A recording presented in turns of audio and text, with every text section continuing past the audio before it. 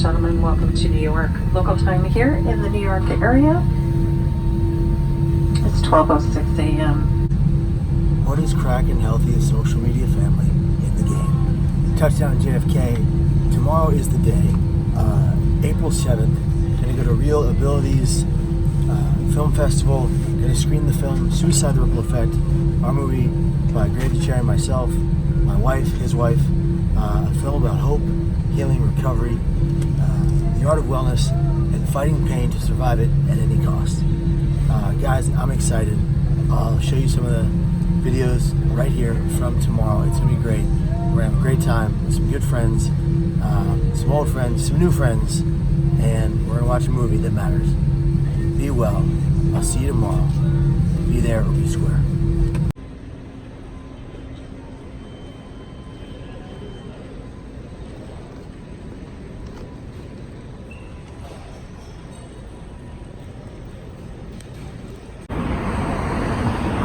So I'm walking along this trail. Goes up and goes down, around inside crevices, tall rocks. Look at that, you guys. That is where our film is playing. Oh boy. Intrepid. Yeah, man, I'm not in your way. Anyway, bus driver thought I was gonna hit me. So check this out, guys. We're going in there to show the film Suicide: The Ripple Effect. It's gonna be epic. Right there. Let's go. Guys, how exciting is this?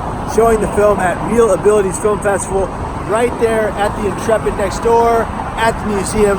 This is gonna be next level. And guess who's right over there? Grady Cherry is in town. Let's go. You see him? He's right there. Look. There's Grady Cherry. There he is. Right there. He's in walking distance. Hey man, this is New York City. You need a film permit. Oh, Let me see your film permit, Mr. Hines. What's cracking? How do I shake your hand? Here we go. Damn. Oh, there it is, right This is there. my It is. first time seeing There's these the homie. big bad muscles in Big person. bad. I see them all over the Give me web. vlog The hug. healthiest muscles in the game. Healthiest YouTube family in the game. YouTube.com/Kevin Hines. Hit subscribe and click that bell. Oh, see what's on the back. Look, what do you think about the what do you think about the back? That's pretty fucking. That's pretty sick. We gotta get you one of these. Bam. Yeah, man. Let's go. Are we going in here? What are we doing? I don't know. That looks like a big fucking ship. Actually. We're going. The museum's right there. Yeah. I want to go in the ship. Beverage or something. Yeah. What do you? I guess they have beverages in there. Well, what do you think? Let's go and check it out. All right. We're going in. Oh, let me get this sign here. Okay. Grady Cherry. Hello, sir. Hello, Mr. Hines. Hey, buddy. You're looking good. Handsome as ever. Okay. I flew that ship yesterday. Went to Mars on that one. Anyway. Okay. Great. Let's walk and talk. Okay. What are we doing here? Well, we're gonna first try not to get run over by bikers. Assassinated by bikers. But can you imagine? Kevin Hines dies in a bicycle accident. Right. It wasn't even like a. There's lots of bicycles. Okay, here we go. All right. Okay. Tell me what we're doing here. So we are entering the Intrepid Museum. Yeah. And apparently they have a very large theater in the Intrepid Museum. I'm not sure exactly if it's on this ship. This is careful, Kevin. Don't hurt yourself. All right, don't. There we go. This is a United States Air Force carrier. Is that what it is? Yeah, one of the big ships they land planes on. Is that what it's called? Yeah, it's called. I think it's called a air freight carrier. No, it's called a carrier of some kind. Yeah, I big forget. ass ship that they land planes on. We'll cut that in later. Right there. You can see that big one right there. That's only one of many planes I think we'll see up there. But apparently they have a theater, and as part of the Real Abilities Film Festival, NYC, they're showing Suicide: The Ripple Effect here. I think we need a pass, dude. An hour. I don't know. I don't have a pass. I think we're okay. I don't know. Let's go. Ready? I'm sure they'll tell us if we need a pass. It says welcome center, like they're going to welcome us. I bet they will. They're going to be welcoming. Grady Cherry, we're showing our film. Yes. I forgot to say that. Yes. The film that will be coming out on iTunes, Google Play, and Amazon Prime here very shortly. Very shortly. Matter of iTunes first. Yes, that's right. All right, let's go. Hey, healthiest social media family in the game. Check this out. That's our film, Suicide: The Ripple Effect. And here's the man, the myth, the legend, Dr. Grady Cherry. He's a real doctor. He removes corns from people's toes. Right, doctor? A real fake doctor. He's a real fake doctor. I'm excited. Are you? Oh, it's shit. Let's do this. All right. Hi. How are you today? I'm good. How are you? We are very good. Yes, you're here for the Real Abilities film screening. We are the co-director and co-producer of this film. Hey. Yeah. Hey, Hi. how you doing? Nice to meet Are you you. part of the film festival? Yes, Outside. it's all right. I work at the museum. I'm just helping out. What's your name? Mine. Mine. Nice to meet you. I Oh, don't- that's okay. It's all good. We're good. No, I love it. But you guys didn't check in or anything. No. So what do we have to do? All right. I'm gonna radio Ellen. and Okay. I'll Thank you. radio her. Awesome. Mine to Ellen. Our friend Maya is radioing Ellen. It's awesome. We're ready to go. That's a nice, clear camera. Yeah, man. You know it does really well in low light? Yeah. It's the Max. iPhone Max. Double X. Huh? Double X? No, that doesn't exist. Triple X. It's the Max. iPhone Max. It's M-A-X. Beyond the X. It's the same name as my dog who died. Is it X plus? This, X plus? what is he doing? He keeps that. He's not making any sense. Oh, Logan Paul messaged me. There it is. How about that? How about that? All right, we'll say hi to Logan later. Oh, No real words? It's a small nonprofit in Brooklyn, and it has at-risk youth get Oh, into film. that's And- fantastic. Yeah, and it's pretty cool. how do we find them online? Realworks.org. Realworks.org. Done. They're pretty cool. Realworks.org. And so Make sure you work there look it up and get it done. full time? I'm the creating research and evaluation. Wow. You're doing a lot of things. I do a lot of things. That's epic. Do you want to be on the vlog? It's alright. Oh, okay. Greg, look at that. Get in there. How does it make you feel? Very good, man. It's a big ass shot. Are you Did this videoing thing? all this? Yeah, I am. I'm good, man. I can take screenshots from the videos.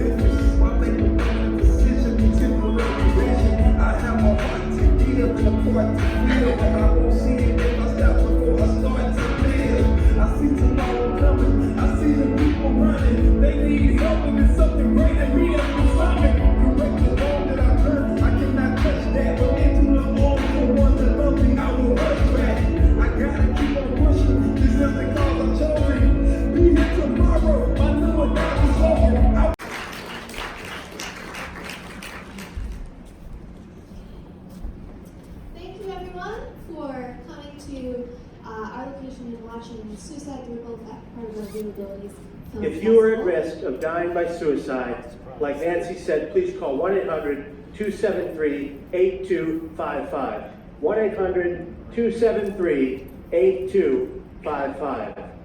You could save the life of someone you love. You could save your own life. I wish I knew that number existed when I went off that rail. Thank you very much. It's over now. Over now? For real? Three endings. All right, thank you everyone for coming to the Intrepid Sea Air and Space Museum. We now have a short Q&A with Kevin and Greg, our co-filmmakers, storytellers extraordinaire. So I'm going to hand over our microphones. Thank you. And I have a first question to start off the conversation. And my questions were, what were the challenges of telling this story? Hi everybody, thanks for coming out. Thank you so much for coming. Sunday to check out the film. I mean, I think the biggest challenges are we were both working full time.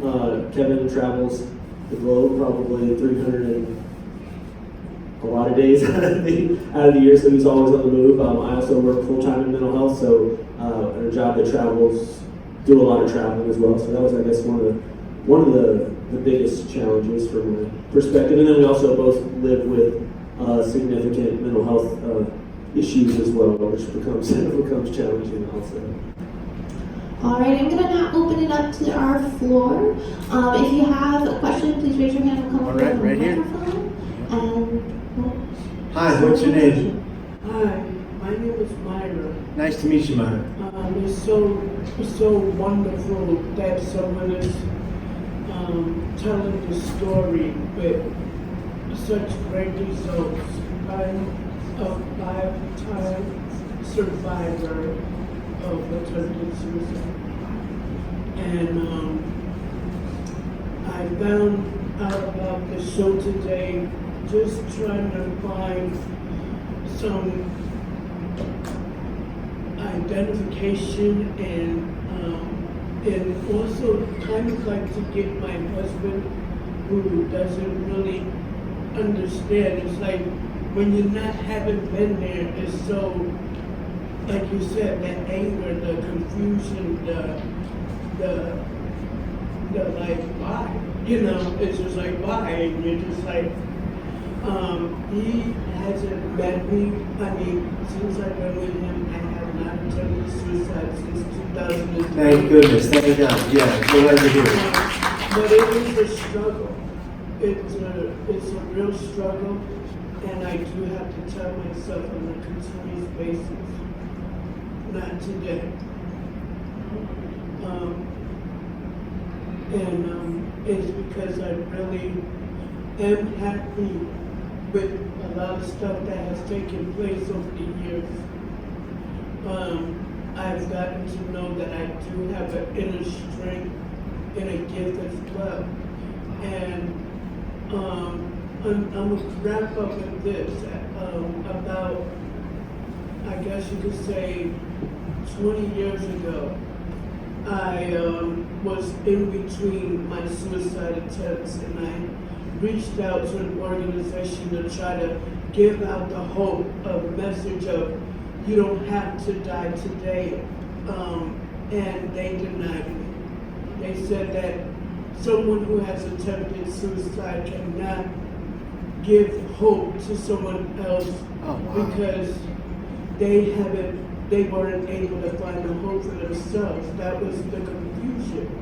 And I'm so glad that now it is about saying real lived experiences, and that has been my journey the last 14 years on so many different levels. And that is one level I have never really been able to share about. So thank you. And I would like to maybe talk to you more, if possible, later or another day or something. Myra, I'll give you my direct number and my card, and I would like to share your story on my platform. Okay, is that a deal? Because someone's got to let you tell your truth, and your voice matters, Myra, and I want to share your story. Okay? That's a done deal. All right? thank you, Myra. Before our next question, I just had one request from our audience if our speakers wouldn't mind taking off their hats. Because we can't see your face. Thank you. All right, would anybody else have any questions or anything they'd like to share? All right. Excellent. Hi, what's your name? Hi, my name is Yvonne. Nice to meet you, Yvonne. Thank you so much for telling us your honest story, and I'm so moved. I've tried not to be moved because I was filling myself up because I thought that the tears were going to fall at any minute, and I would be flooding the place with my tears. I have a Me Too story. It's too long of a story, but I suffered from clinical depression all my life, and for various reasons, and I attempted suicide. I always say that I committed suicide, but I'm still here. There is such a stigma. And I don't want people to know that side of my life because I'm disabled too, and they can see my other problems right away, but the depression and the suicide attempt are the biggest impacts, and I did more damage to my brain after the suicide attempt because I had a stroke anyway, so, and now I have a limb. Anyway, so my question to you is, does it ever get you down? Your heart must be ripped apart all the time. And hearing people's stories and sharing your own grief over that day and turning around. I love the ripple effect because it could go both ways, and good for you for being so honest. But does it take its toll on you? You know, in a sense it does. It can be physically tiring, but it fuels me because I get the privilege, I got the gift of a second chance. And I don't know if it was in the movie, but I feel today eternally grateful for every millisecond I get to walk this earth, every place I get to go, because I didn't build this place, yet here we are together. Every single thing I get to do, because I almost couldn't. But more importantly, as it relates to all of you in this theater, I am grateful to all of you. You are my gift, not the other way around. So when people tell me their stories because I tell them mine, I'm honored. I'm grateful, and it more fuels me than it brings me down. Yes, if there's 7 speeches in a row in 7 days, it can get exhausting, but I'm gonna still do it because some of these people have never told their stories to anyone. And yet I tell them mine, and they immediately come off the bleachers or off the theater chairs, and they come down here, and after the folks that aren't comfortable talking in a public crowd with a microphone, they come down and they tell me their story, and they're some of the hardest lives people have ever lived. When I go to high schools, I cannot tell you how sad it makes me how many kids come down and report being physically, sexually, or otherwise abused or neglected. And I relate to that because I was born in squalor in basically a crack motel in the Tenderloin. That's where my life began before Pat and Debbie Hines adopted me and made me their son. So I was in foster care for the first 9 months of my life. After the first 9 months of my life, I was with mom and my birth mom and dad for the first 9 months, and then after that, in foster care for months at a time, where my only full-blooded brother died, and we were supposed to be adopted together. Of course, that didn't happen. So I relate in many different ways to all kinds of different stories because my story is so multifaceted. So when they come down and they tell me their truth, it's an honor, a privilege, and a gift. Got one right over here. Got one here. Go ahead. I think you were first, sir, and then we'll bring it right to you. My name is Jeffrey J. Smith. I work for the Bronx VA. Hi, Jeffrey. Ephraim. Pardon me, Ephraim. Pardon me. And I just want to say thank you for sharing your story. At the VA, our statistic is that we have 20 veterans that die every day, and it used to be 22 veterans that died a day, and I think it's because of the work that you do, getting the message out and sharing that information. And I think that it's really important that we understand another part of the statistic is that out of those 20 veterans, only 16 are not connected to services and 4 are connected to services. So I think a large part of the people that are committing suicide are people that aren't connected, like you said. Somebody that's there to say, hey, what's going on with you? What can I do to help you? So I just want to thank you for continuing to get that message out. And just sitting here, part of my job is also to do activities for the VA around mental health. And I'm thinking for me, we're going to do something where we have a lot of veterans who have lived experience, who talk about their experiences. So that's one thing that we're definitely going to organize for May for mental health because of being here. And we have materials and different things that people can take with them. And I just want to see how maybe we can partner afterwards to just see how we can do something at the VA as well. That was my next thought. If you didn't say that, I was going to say it. I would love that. Absolutely. And we have one down here first. Sherry. Oh, you got the mic. Okay, what's your name? Hi, my name is Katie. Hi, Katie. I'm a social worker, and also I I started a podcast called Wonderful City, and the reason I started it was because I started to notice, especially on social media, how especially with the glossiness of social media, and the pictures and the smiling and the idea that life is great. And what I noticed was that there were like a few folks who had committed suicide, and under their messages would be like, I don't understand, I was just with you yesterday, or why didn't you tell me? And what really struck me was that even with the idea or it looked like there was, people around, how folks felt so disconnected and could not tell the folks around them who were with them every day, who were in the same bed with them, that they were in so much pain, and how, especially in places like social media where there is an idea of wanting to pretend and wanting to show a life that you want instead of a life of what's actually going on. So I started this podcast because I was like, I want folks to be able to tell the truth, because folks do not feel like safe to tell the truth and to be who they are. And my question is asking you, first, if you ever like to be on this podcast, that'd be great. And second, and you don't have to answer the first one later. You don't have to answer it now, but the second one is how, thank you, in social media, especially because it happened like 15, 20 years ago, or 15 years ago with you, and maybe social media wasn't as poppin' and people weren't living on it so hard. When you go out to speak and recognizing how folks put on a certain persona on social media but are suffering inside, how do you talk to them to reach them to find a place where they can be authentic and talk about the pain that they're going through? So one of the biggest ways there's two ways I do that in presentations in a very open way. So part of my presentation consists of me saying that you don't have to learn the hard way like I did, and that I'm in brain pain every day. I'm in recovery. I'm in recovery like that of someone with substance use disorder, like my birth parents had, and they died from it, and they died from mental illness. And I call it brain pain. We can call it mental illness. We can call it a mental health issue. But your brain can get diseased just like the rest of your body's organs, right? But we don't recognize that. We look at the brain as a different organ that doesn't sit on the plane of your liver and your heart, your lungs and your kidney. And we don't treat the people who have those diseases of the brain the way we treat people who have the diseases of the organs in your stomach. It's terrible. And so I have brain pain, and I express to them, this is what I say. I say, if you are going to learn one thing from me today, and one thing alone, please let it be this. I don't care if you are the toughest person in every room. Never again silence your pain. Your pain is valid.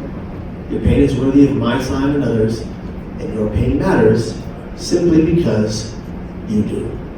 And then what I do is I say, be bold with me right now. And when it's in high school and there's 1,600 kids in the bleachers, you gotta go hard. If you are, be bold with me right now. And anyone in this theater, building, room, gym who is in pain, physical, mental, emotional, spiritual, all of the above, be bold with me and stand right now. Come stand behind me right now. And it is unbelievable how many kids and teachers come stand behind me. The last two times I did it, the last time was a couple days ago, 120 kids and 3 teachers came and stood behind me. The time before that, 325 individuals came and stood behind me. And then I brought up the principal. I stood on a chair. I said, isn't this terrifying? I said, did you know about all of them in their pain? He said, I didn't know maybe a third of them. I said, what are you going to do about it? And part of my presentation to those youth that are so obsessed with social media, because let's face it, we are allowing the children that are brought into this world to be raised by iPads. When the child is loud, they get an iPad. When the child is cranky, they get an iPad. When the child is throwing things, they get an iPad. And iPads are designed to make you addicted to them. So are iPhones. So is every other phone. So if we can get back to real parenting and teach these kids from a very young age that their pain matters and that when they have it, they need to talk to us, from the moment they can comprehend what brain health is, they need to know how to survive with poor brain health, and they need to know how to keep resilient, good brain health. And so I think one of the greatest, to add to this, I think one of the greatest mistakes this and every other country made in this world was not educating our parents before the child came out of the womb that if they had mental health issues when they were 16, here are some of the things you can do right away to make sure they're honest through their pain. And so we have a massive lack of two things in this country today: gratitude and resilience. And without resilience, we can't have gratitude for the pain. Let me be frank with you guys. I'm in excruciating pain right now. So is Greg. That's why he's standing. We have back issues that I know what I did, and you know the metal plates in my back. It hurts every day. And he's got a similar fusion in his back. And we're not complaining about it. It doesn't change our affect anymore because we're used to it. I'm not complaining about it. I want no pity, but I'm in pain every day, and that's okay, because I get to be here, and that's my gift. And so I do very carefully talk to every audience I see, whether it is high school, or it's the military, or it's law enforcement, or the FBI, whoever, and I express to them that if they're in pain in this room today, please don't leave this room until you come talk to me. And then I give, everywhere I go, resources from my website that are written by my wife and some of the greatest suicidologists in the field. And these are resources that are for everyone. So if anybody here needs these kind of resources, kevinhinesstory.com/resources. Go to that, go there, take them, they're free, they're yours. These are trainable resources for classes, for teachers, for the military. They're for you and they're free. Everybody else is hawking them for sale. I'm not. I want you to have my resources, and every time I create a new one, you get it for free. It's on my website. Yeah, no. I hope that answers your question. Yes. Who's next? Hi, what's your name? Hi, I'm David. Hi, David. Great show, David. Oh, thank you. I come here, I'm a veteran, and I come here because I didn't know what this was about. I just like the programs that the Intrepid puts on. And I made a point not to read what this was about. I have to say two things. From a filmmaking point of view, I was really impressed, and you can maybe answer this briefly, but you made a choice to go in depth on this documentary and not do it the ABC and move on, because people like them to be shorter. And I was really enjoying and appreciated how you just went into such levels. And that's just a comment. And did you make a conscious decision to do that? Number two, you're in Hell's Kitchen. This is the area we're in right now in New York. And there's a group I meet with tomorrow night, and a number of the people there are connected and trying to make their lives better. And one of the women under a year ago up the street here, friend, she didn't show up at dinner. And they found her, they looked through the window and saw what she had done to herself. And I was not close to her, but I'm close to some of these people. And the thing is about this, you touched on, many of us who have people who go through, like, I'm second or third removed, and it's pretty much, okay, it's over, move on. Because, I mean, in a way that's true on one level, but you touched on these effects. So I'm going to just take a couple of your cards tomorrow, and when I go meet with them, tell people this is how they can reach out, because they're very devastated. Some of them still to this day, just extremely devastated. So I want to thank you for expanding this out of your story, but also like your father and everyone else. Thank you very much. I appreciate that. All right, folks, we have time for one more question. Okay, not all at once. There's one. Hi. Hello. Good to see you again. Good to see you. So I know one thing you mentioned in the film was how a lot of people, when they worry about reaching out for mental health, the big fear is that they're going to be institutionalized. And I was wondering if that was something you'd experienced, and if you could maybe alleviate some of the fears people have around it. Yeah, so today I live with chronic thoughts of suicide. I think that was in the film. And they plague me, but I maintain they'll never kill me because of my self-awareness techniques. So when I tell someone that I'm thinking of suicide, but I'm not going to attempt, I make that clear to them that as people in my family, and I've educated all of the people in my personal protector network, my wife, my father, some of my friends, and I've opted them into a plan where they have a release form signed by my doctors that means they can be privy to all my treatment if they just want to call and find out. That said, when I'm contemplating suicide, the first thing I do is say 4 simple but effective words to whoever is next to me. I need help now. When they ask me what that means, I tell them I'm thinking of suicide. I've done it in the airport, almost got put on the no-fly list. And I do this because I have the ability to explain to them that I'm not in danger of dying. These are just the thoughts in my mind. I don't need you to institutionalize me. I just need you to listen to me for 10 to 15 minutes, maybe a little bit longer.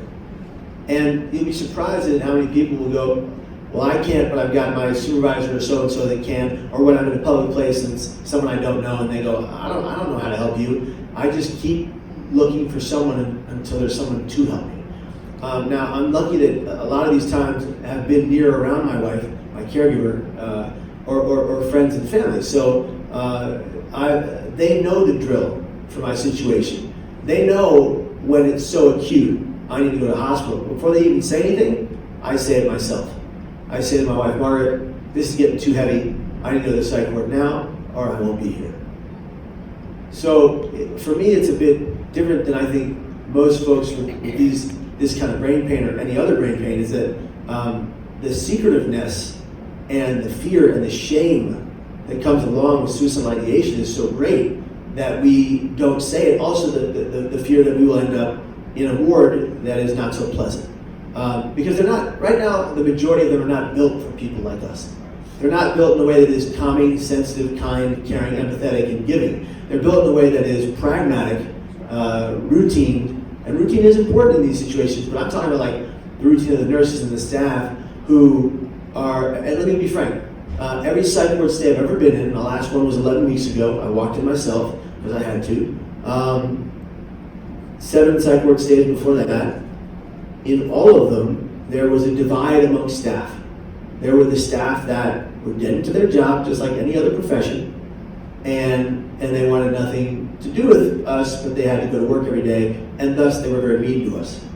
Us citizens of hope, I call us, not consumers or patients. I don't like those terms. We're not shoppers at Target. We're human beings.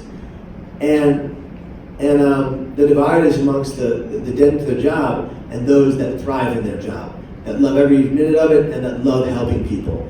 And those ones are the ones you want to hang out with and be around, and that can help nurture your growth in that ward and help you get out of there safely and on to the next part of your life. So to answer your question, I use rigorous honesty, crystal clear verbalization to express that I'm not in danger of dying. I just need you to be here with me right now so I don't do anything dangerous in the future. I just need you to lend me your ear, let me vent, let me tell my truth for a few minutes. And for me, I have to be honest, it passes. It passes because of that interpersonal connection and the faith I have in myself to move forward through the pain. I hope that helps. Just to add to that a little bit, my experience with that is a little bit different. I've had 12 different hospitalizations, none of which I was wise enough to check myself in. Thankfully, I had a mother and friends that would go to any means necessary to get me petitioned in the hospital. So pretty much all those hospitalizations were preceded by me being put in handcuffs and brought to the mental hospital. Now, although I hated that at the time, retrospectively, it likely saved my life numerous times because I'm more prone to the manic side of things. So once I get to a certain point, I'm fine. It's everybody else that's crazy, you know. And so there's no, me just kind of coming out of it or talking me out of it or anything like that. And unfortunately, or at least from looking back. So I think, mental hospitals have their place, and I think there's a lot of fear of them. But then, flip side of what Kevin says, I know a lot of people who, myself included, but once you go into one, then you become very skilled at talking your way out of them. And so you also get very skilled at not going to them when you really need to, because, or not sharing how you really feel, because if you share how you really feel, you're going to go back in that place you hated. So it's definitely a tricky situation. And I feel like I don't know if we answered your question, and I want to make sure that we if we didn't, you'd come down and we can try to clarify, because I don't want to leave you here with an unanswered question and jargon that doesn't make sense with what you asked. So I want to make sure that. But guys, ladies and gentlemen, thank you so much. We really appreciate it. Thank you. Yes, thank you so much, Kevin and Greg. Thank you so much for coming here and participating. Thank you all also for coming. Please stop by our resources table on your way out. With your blue wristbands, you're able to explore the whole museum until we close at 6. Thank you, everyone, and have a great day.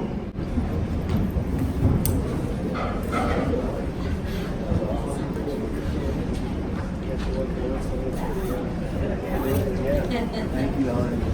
I really appreciate it.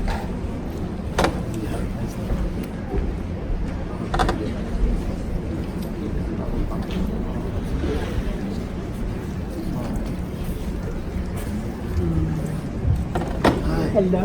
What's your name? Oh, yeah. Dr. Minelli, nice to meet you. Great hug. I know who I am, 29 years, but I'm talking from Gulf Wars, OIFO, Operation Iraqi Freedom, Enduring Freedom, and we deal with triggers. Sure. Train sounds, New Year's Eve, New Year's Day, 4th of July, those things that tell me something that you were triggered by in this, because that's what we deal with in the military. We deal with triggers, things that make us instantaneous. As in the filming, in the making of the film.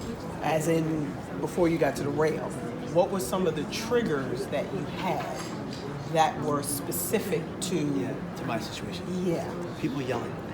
My dad yelled a lot, so people yelling at anyone around me just make my insides crawl. People hurting other people with their words or actions really affects me. And seeing someone in pain that nobody else is paying attention to. So I always would. I would always go up and say, "Hey, are you okay? Is there something I can do?" And I have to. It's part of my, it's built in. Wow, I needed that. And only because I do with a lot of that, and I know you have other people. I deal with a lot of that. You have my time. Yes, we deal with a lot of that. I have family members that I'll go and help, and they'll be like, no, come on, leave them alone, and they do that. And I don't know if it's because I've always felt that hopelessness coming up as a little child, being in that around. I've never been triggered to do anything against my life, but I've always felt like there was some guardianship that I took over to kind of say no one else is there to defend them. But it's like pouring from an empty cup, because it's like you get to that point where it's like now you need and no one is coming for you. Right, you become emotionally fatigued. Yeah. And I want to know, are there triggers that maybe that you had that I can maybe hear, relate to, and then be able to open it? Nothing other than just your dad? I think one of them for a while was dogs barking. My nose was bit very badly when I was a child. Oh, wow. We had a dog in the fence across the street. Behind us. Sure. And my dad had to come and get the dog off of me because it wouldn't let go of my nose. So I had holes here for a while. Honestly, I really don't get this question asked very often, so I can't think off the top of my head. Sure. But those are the ones that come to mind. Yeah, in the military, we have those things that here, and we go there. And I have family members that'll say that they'll be in conversation with me, and I'll hear something that triggers me, and I'll be gone. And they say it's like you leave, and it's like the shell is here. And I never realized that was a trigger until I heard that was a trigger. Loud noises tend to affect me a bit. Like loud bangs tend to affect me. Sudden noises. Mm-hmm. A car is backfiring. And I've never been in the military. I've never dealt with weapons, but that also has affected me. That is huge. That's 50 cal all day long. Yeah. I'm gonna let you go. I just want to think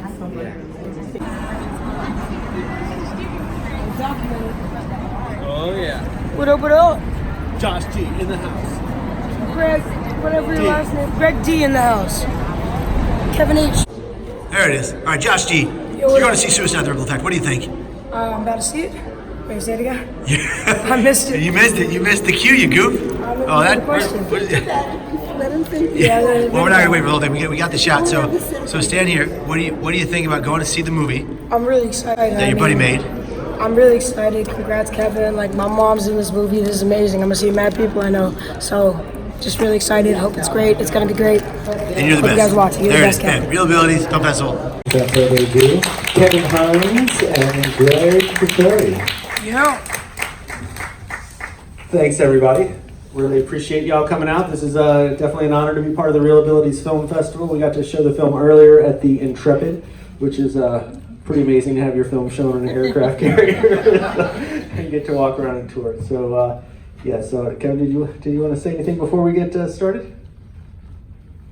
I am extremely grateful that you all came out tonight. I hope you enjoy the film and know that it was made with love and care for people who have lost loved ones to suicide. I have lost 8 in my life that I love, including my biological mother, Marcia, and it was made as a labor of love. And I hope you enjoy it, find hope in it, and thank you very much for being here. Yeah. Us, everybody working together, and you surviving, becoming who you are, and creating what you have, the suicide awareness, and your father, and you fighting for the Netson Bridge. A couple of years from now, no one at that station will ever have to do that again.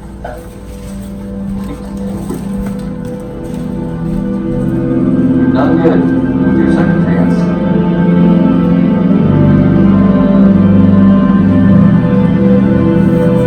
Just so you know, we're seated over here in the reserve section.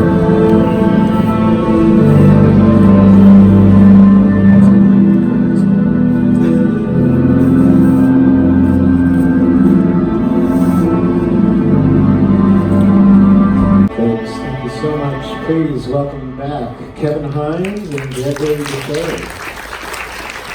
Thank you, guys. And please welcome Julie Ridge to moderate this conversation.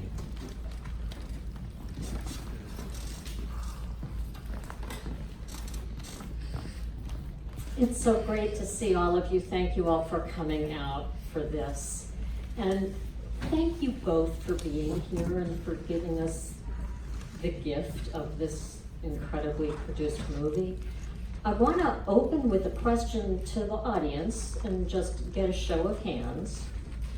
And before your hands shoot up quickly, because they will, I want to qualify this. How many of your lives have been impacted by suicide? And when I say that, I mean that either someone you love or know or yourself has known someone who has considered or attempted or died by suicide. It looks as though every single person in the house raised their hand. As someone who looks hard for great movies, I have to say it's very hard to find a movie about suicide that's not unbelievably depressing. So I want to thank you for this, and I hope that it gets shown a great deal everywhere. And film is such a great way to get the message out to more people than... Kevin, you've traveled all over the world since you survived your jump in the year 2000. He was 19 at the time of that, and it's been 19 years since he survived, and the movie came out, you finished it in 2015. I think that's kind of significant that you're now twice as old as you were on that jump. How many people would you estimate that you've had in your audience, because you've had audiences of thousands and thousands of people? I've spoken to over 2 million people personally, and the media's we've utilized film and short form video have reached probably nearly a billion individual people. Thank you.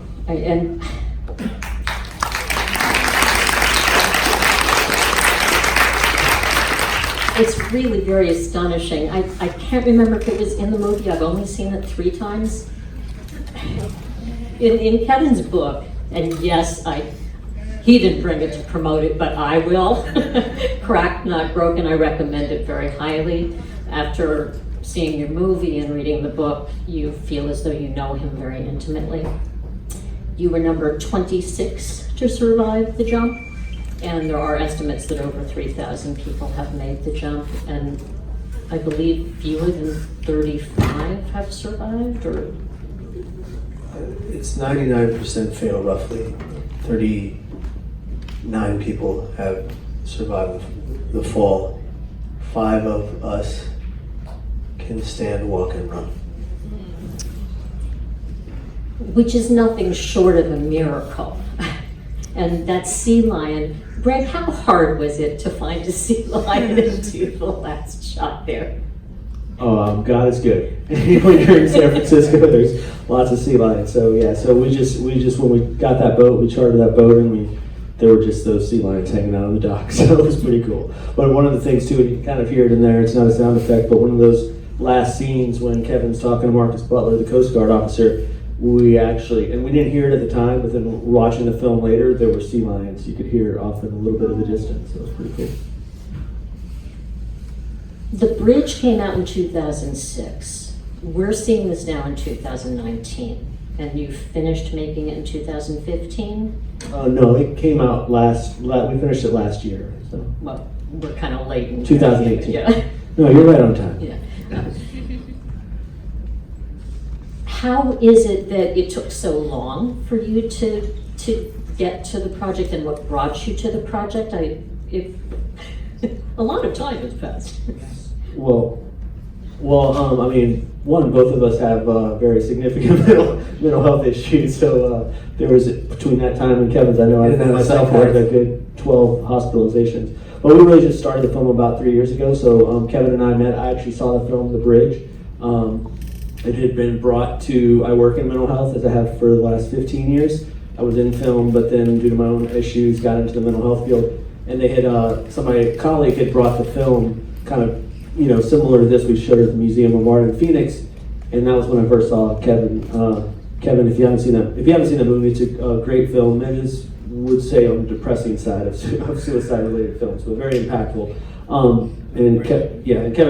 Kevin was kind of, 20-something-year-old sort of gangster, hip-hop thug kind of character, but very inspiring nonetheless. And so we met a couple of years or so after that. I saw him at a conference, so we run into each other at conferences over the years and at mental health conferences, and then struck up a friendship, talked about our passion for film, and then he was, saw him at a conference and he said, "Hey, I'm making this movie, and you want to do it with me?" And then our wives said, "Hell no." But we made it. You two don't know this about me, but I have bipolar disorder also. And although I'm 62 now, at 35, I nearly lost my life to bipolar. And I only started talking about it and presenting it openly and publicly last year. And you did your first public speaking gig in 2001, according to your book. So you were able to come out quickly, relatively speaking. Can you explain how you were able to do that? So just so you guys know, I'm having some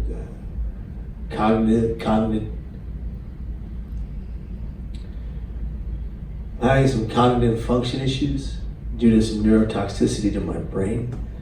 And about 6 or 7 o'clock at night it hits, and I have a hard time articulating myself.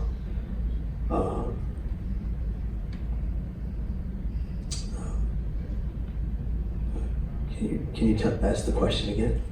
Well, actually, forgive me because I didn't.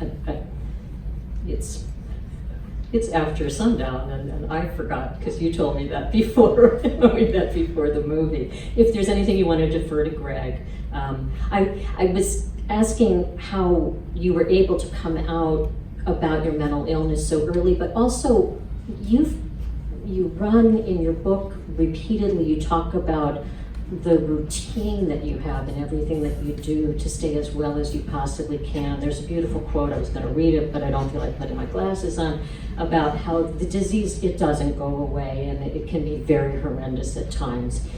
But you are practically religious about what you do to stay well. And maybe that would be something kind of wonderful to impart before we open it up for questions. So, no matter what time zone I'm in, I wake up at 5:30. I exercise for 23 minutes, which 23 minutes of rigorous exercise with very little breaks leads to 12 hours of better mood. I do that once again before 5 o'clock. I eat, for the most part, non-inflammatory foods that help the functionality of my brain most days, and I am honest in therapy, and I see a therapist every week, sometimes twice a week. Because of my travels, now I do it through teletherapy.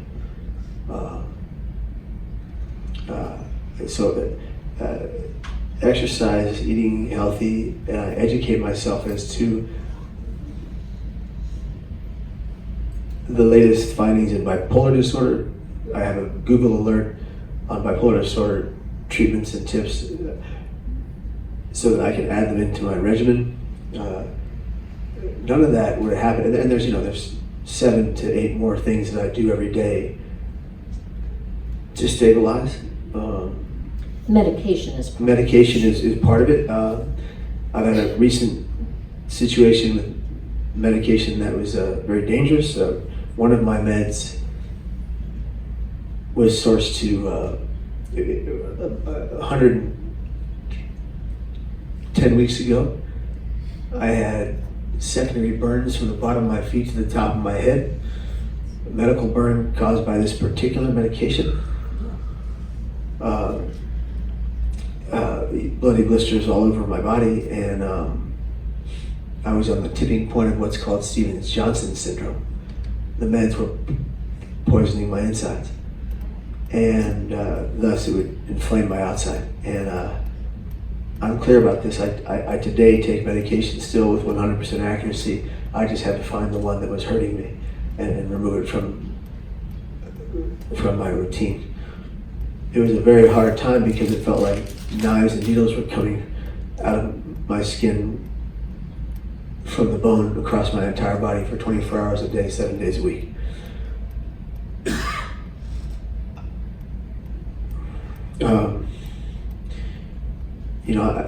As a person living in recovery like Greg from this brain pain, I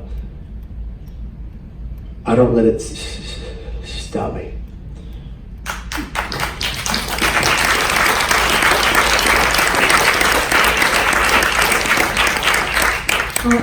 I think, and I'm so glad I read the book recently. Kevin, it really is an incredible book, and he's very, very open and very honest, and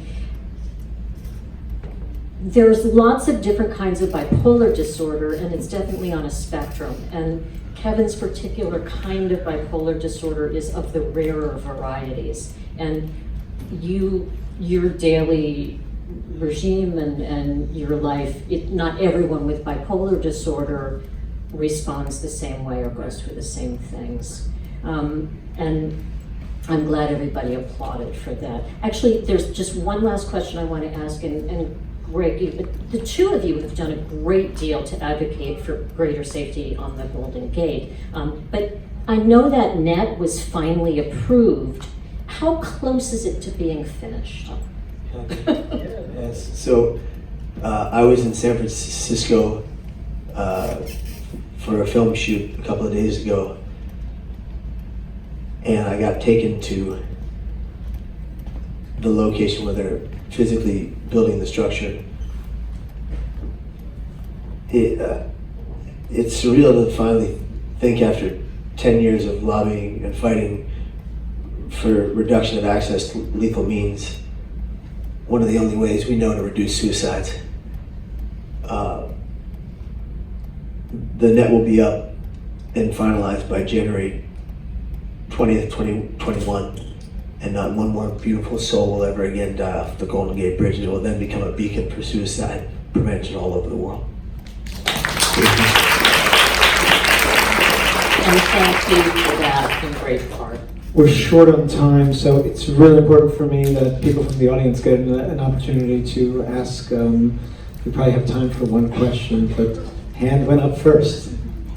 The winner is. Kevin and also Greg, the film depicts beautifully your Catholic faith. Can you say something, perhaps both of you, about the role of your religious faith in your struggles and in your recovery? Go for it, yeah. Sure. Yeah, I mean, there's obviously a lot of spirituality and stuff within this whole film, and the miraculousness of Kevin's story, and of mine for that matter, as far as faith playing a big role in that. So we did, obviously. Kevin is Catholic, with his Franciscan friar, who there's lots of more great backstory, to that. It's not really portrayed in the film, but that friar happened to just be the chaplain at the hospital Kevin was taken to after his jump. And that friar, not knowing what Kevin tells the story better than I, but I'll tell everybody. But so that friar came into the room and he saw, he normally he looks at the chart, and he just walked in that room and he said, hey kid, what are you in for? And Kevin's like, I jumped off the Golden Gate Bridge. And he's like, yeah, that's right, I'm the Pope. And he's like, and his dad was in there and said, no, really, he jumped off the Golden Gate Bridge. And I think in that first meeting or throughout that hospital stay, that Brother George would tell him, hey man, when you get out of here, you need to tell your story. You need to tell your story. So. There's just so many things from the sea lion to all that, just these little God shots that happen, throughout. So spirituality has definitely, been a big part of that film, and then our lives and recovery and faith. And with the film, we tried to, show the faith aspect, but also make it accessible no matter what faith, you are, that you can identify with it. And I think, we did a pretty good job with that.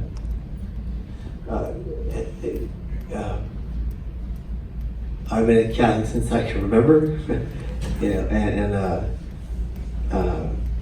the only time I lost my faith was when I was standing on the bridge next to the rail. I found it on the way down.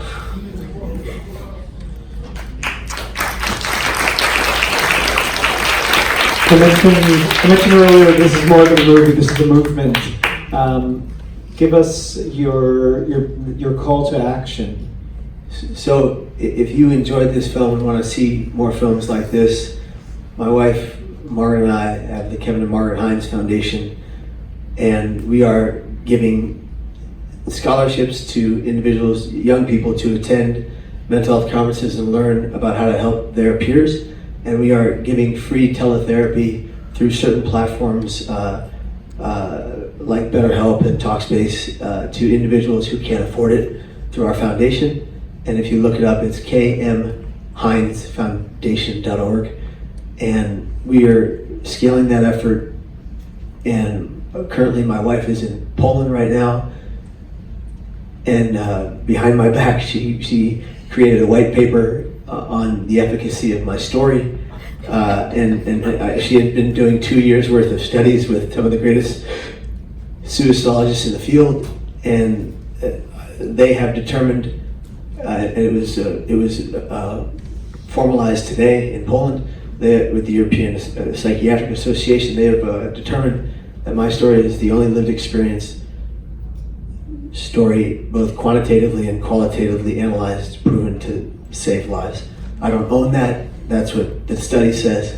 And I believe that I'm just a conduit, like Greg, that I give a message, people receive it and find their relatability to it in different ways, and they go home and do the work to change their own lives. Although I am grateful that thousands and thousands of people have told me that my story saved their life, I just do the work because it means the world to me. And since I was 4 years old, all I wanted to ever do was help people. And just one quick thing to add to that, I think the call to action, I think is, was portrayed in the film is, if you're struggling, ask for help. And, don't be afraid to ask somebody if they're, if they're struggling or if they're suicidal, and it's basically having those conversations and reaching out for help. There's lots of great National Suicide Prevention Lifeline, Crisis Text Line, lots of different organizations, Kevin and Margaret Hines Foundation, that are out there to help, but people oftentimes need a little nudging. So the more that you can ask and make it an environment where it's okay to ask, then that's what it's really going to take to make a huge impact on reducing suicides. Thank you so much for being here. Thank you for this amazing film. Next up, in about 5 minutes, we have here Crazy, about a young man diagnosed with schizophrenia who